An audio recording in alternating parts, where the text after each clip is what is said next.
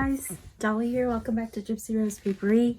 So today I have a flip through for you, and this is gonna be probably a long one. I'm gonna try to make it not that long, or try is the operative word in this sentence. It's a pretty big book.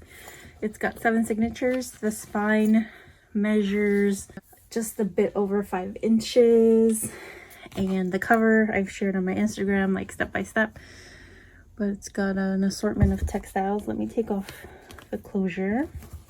I put this Tim Holtz charm on there and a wax seal, and again some textiles. And so I usually don't do tutorials, but I'll try to talk through the process for this book. So this book originally I had made as a normal like 3.5 inch spine, which is my usual, and I sew in the signatures separate from the actual spine of the book. They're like in a mock spine because it's a hollow spine, so the book can expand nicely without any issues, and it can lay flat like that. And that's why I do that hollow spine.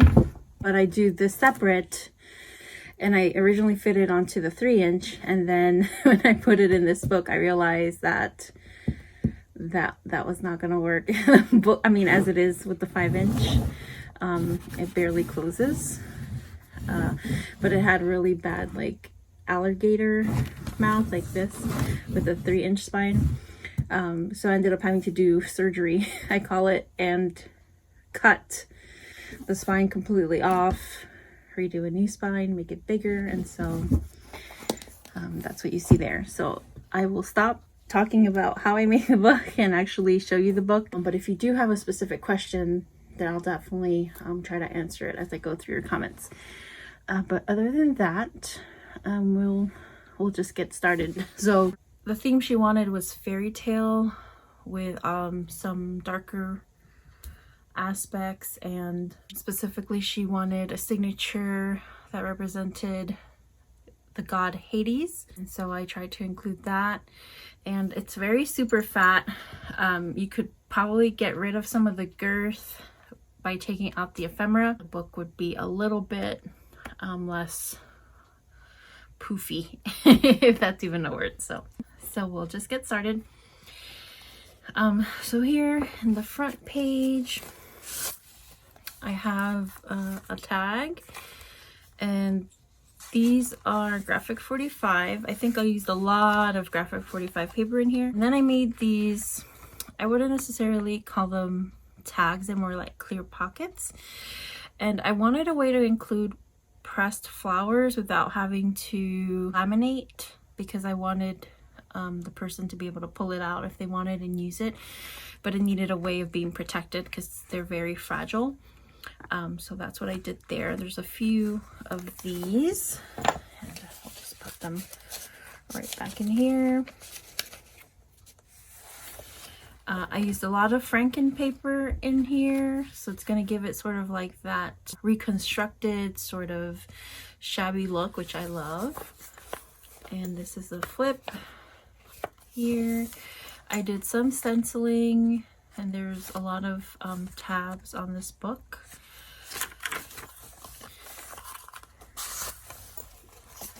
So here I have this and a journaling card, and these are actual postcards.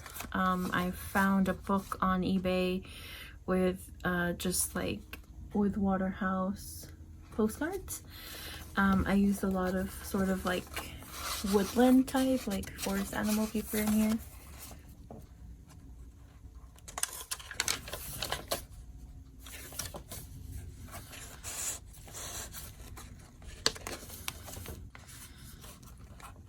And then the first envelope, I did an Instagram reel on this one, and it's just black cardstock that I covered in fabric and then sewed it on. And then here we have just a bunch of die cuts, and I did some butterfly tabs on some of the flips. This is a negative Some more ephemera.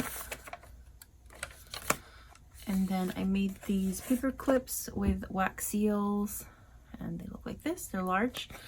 That way she can, if she wanted to move the envelopes, they're really like sturdy and you could hold the envelope with that.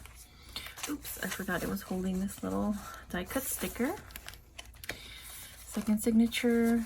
The other thing she wanted in here was like darker, like fairy tale type stuff. So I do have a book on fairy tale monsters, kinda. So this is a troll. I did some spell cards. I put this on my Instagram as well, and how I made the spell cards. Lots of textiles in here. It's a flip.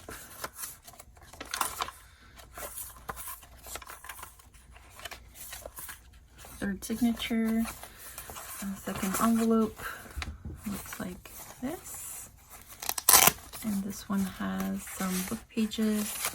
And this is from a like fairy and elves like encyclopedia. So it's a will-o'-the-wisp and a chorid.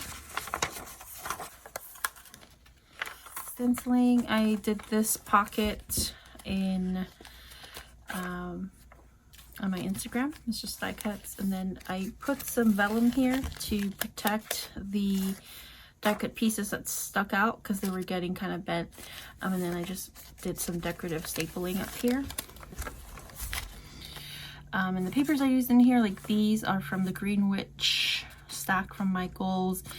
I used Graphic 45, and I used I think like scraps, different assorted scraps from what's the name of that paper? I am blanking. Craft Consortium, that one.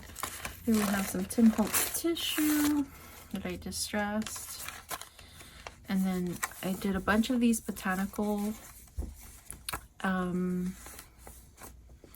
book pages in these big pocket pages, and they are corresponding to herbs associated with Hades.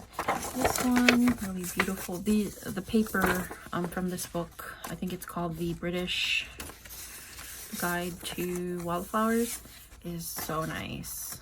Such nice quality paper. I've made envelopes out of these too. You can do that.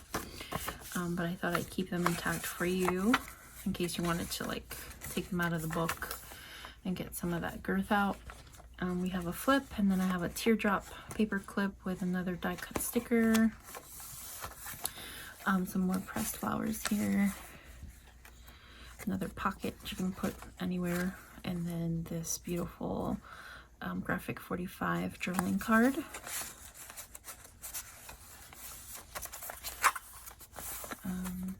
This is some leftover fabric I had from another like personal project, and then some die cuts here. I love this paper.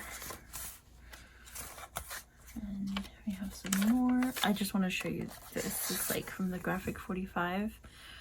I think it's like Fairytale princesses or something. So pretty. So pretty.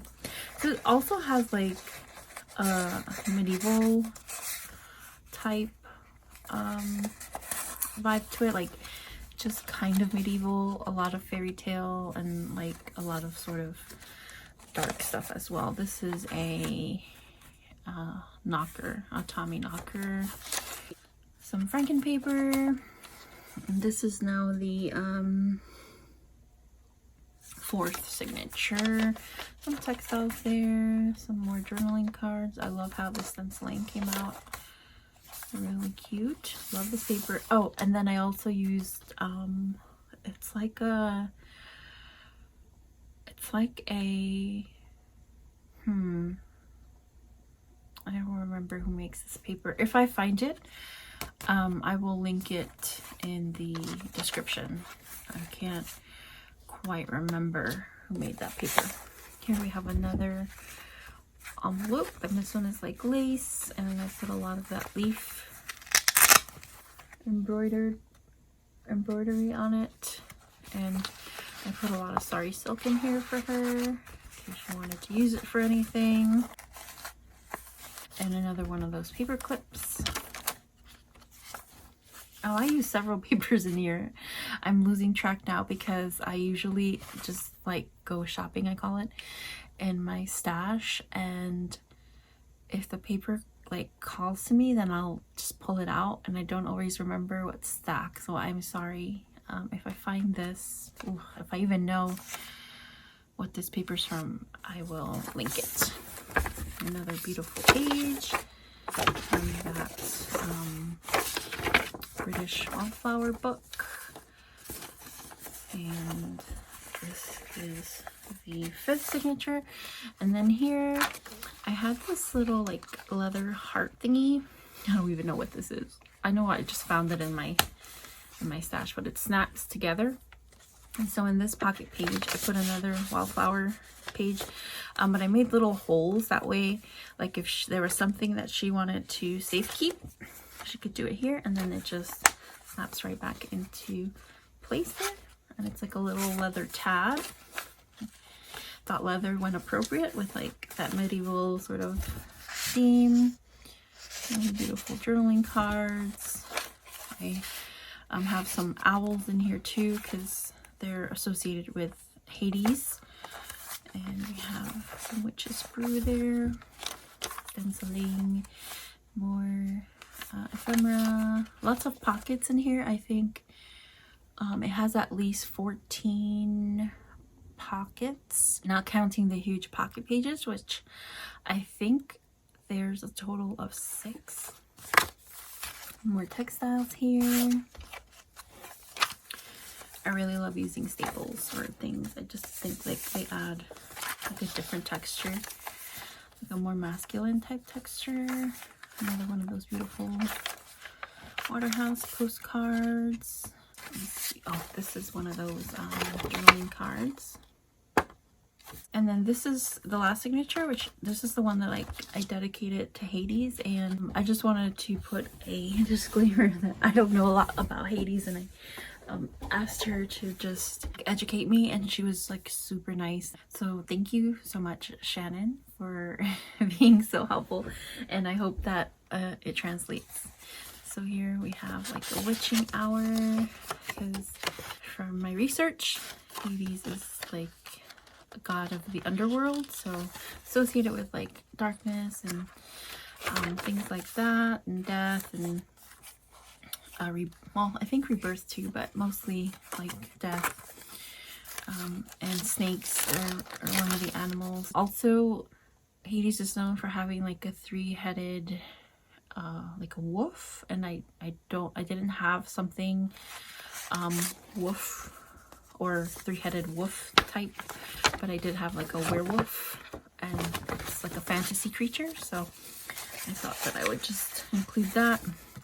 Another one of those pressed flowers. This one is in vellum, and I chose the white one because it's associated with, well, I'm associating it with the narcissus flower, which there's a whole story behind it. I'll try to link, actually, if anybody's interested in learning more about like Hades, I'll link what I found so that you guys can go through it. But another one of those postcards, and more British Wallflower book pages. And then here I have this sort of reptilian type envelope because of snakes. And then I included, I'll take it out, I had to fold it very precisely so the picture wouldn't be folded in the wrong area, because I wanted to keep the image of the wolves intact. So it's a book page from a wolf photography book, and I just thought this was so beautiful. And it has a winter scene, which is a season that Hades is associated with, or at least when I came across my research. I have 2 paper clips holding it because it's very fat. So again, if you take the if you take like the envelopes out and the ephemera out, then you'll probably get a lot of that girth out. And then I have another die cut, and it's a black owl, and another just like a tarot card, and it's a snake with a sword. And finally we have the end and some more ephemera, and then I just have to sign it and then it'll be all done. So that is that is this very big book, and I did some decorative sewing all around the cover. I don't know if that came through earlier, but yeah, that is it. That is the dark fantasy / fairy tale grimoire for Shannon. Shannon, I want to thank you so much for trusting me to make your book. And I just wanted to also talk about my wait list, because I have quite a few people on the wait list, and I just wanted to say that I want to thank you so much for even wanting to be on a wait list for my books. Like, it kind of blows my mind that there are people out there that seek my work and want to work with me. So thank you so much. I just want to say that there's a lot of you, and so the wait list is closed. So anyone like inquiring about how to get a book, unfortunately I just have too many people like waiting in line. It wouldn't be fair for me to continue to add to that list. As it is, I'll probably be working on books through to the end of the year. I don't have the bandwidth to work on books very often, which is why this book took me very long. I think almost 2 months, if not more, because I had the mishap with the spine. That's just the way the cookie crumbles for me, I guess. I have a full-time job, so I can only work on creative projects in very small doses right now. If you've noticed, my video production has scaled way back. I think I'm putting out a video every month, and definitely on Instagram. I used to be able to post like every day, if not every 2 days, and now we're going like a week without a post. So that just has to do with the nature of my work and my 9-to-5 work. But I want to thank everyone who is supportive and who follows me and who seeks out my work. I really do appreciate you so much. And again, I appreciate you and the comments that you leave, and if I can't answer you, I'm so sorry. Just know that I do read every comment. So with that being said, Shannon, I really hope you love your book. I love it. I think it's beautiful. It's definitely the widest or the deepest, I guess deepest is this way, deepest book I've ever made. So thank you for the opportunity to challenge myself and to make something special for you. I want to thank everybody so much for stopping by. I love you so much, and I will see you on the next one.